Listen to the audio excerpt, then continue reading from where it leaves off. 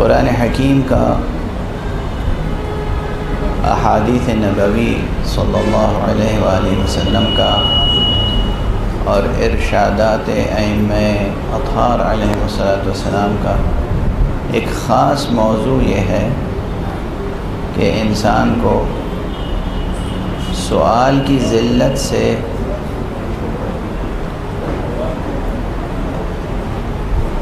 ہمیشہ بچنے کی تاکید کی گئی اور فرمایا گیا السؤال ذل، سوال کرنا ذلت ہے، یا فرمایا گیا کہ السؤال ذل ولو عن الطریق، سوال کرنا ذلت ہے چاہے راستہ ہی پوچھنے کے لیے کیوں نہ۔ یا ایک حدیث قدسی کا مضمون یہ ہے کہ حق سبحانہ و تعالی فرماتا ہے کہ میں نے اپنے مومن بندوں کو ہر چیز کا حق اور اختیار دیا ہے، مگر اس چیز کا حق نہیں دیا ہے کہ وہ اپنے آپ کو ذلیل کریں۔ یہ سب اپنی جگہ، لیکن صرف ایک جگہ جہاں سوال کرنا ممدوح ہے وہ طلب علم ہی کے سلسلے میں۔ طلب علم کے سلسلے میں سوال کا حکم دیا گیا، فاسألوا صیغہ امر ہے، فاسألوا اہل الذکر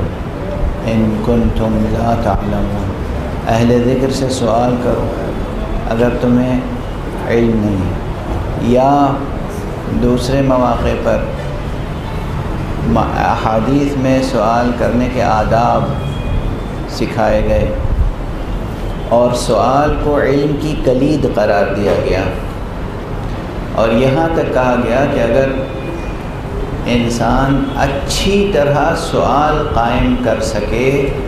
تو اسی سوال میں اس کا جواب پوشیدہ ہوتا ہے۔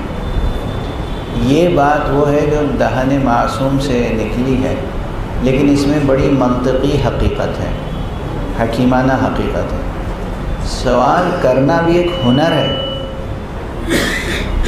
کسی کویسچن کو اسٹیبلش کرنا، کسی سوال کو قائم کرنا، یہ ایک ہنر ہے، اور اگر سوال اپنے منطقی شرائط کے ساتھ درست ہو تو اسی کے بطن سے جواب پیدا ہوتا ہے۔ یہ ہے کلید دانش، کلید علم۔ اب بس میں چاہتا ہوں کہ چونکہ وقت بہت محدود ہے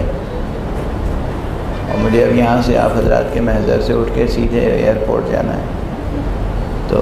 اگر واقعاً